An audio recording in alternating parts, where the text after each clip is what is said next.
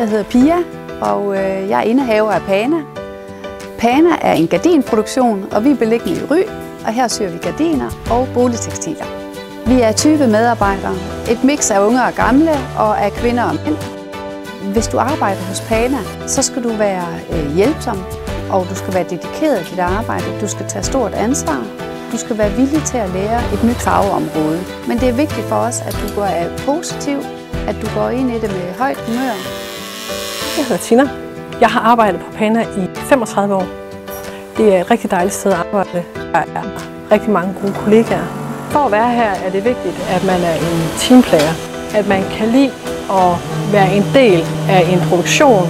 At man er god til at koncentrere sig, fordi det kræver det også. Og at man er god til noget matematik. Altså diversiteten, synes jeg, er rigtig god. Der er forskel på vores alder. Der er også forskel på vores nationalitet, hvilket også giver rigtig meget godt i hverdagen. Så hvis du vil være vores nye kollega, så kontakt os.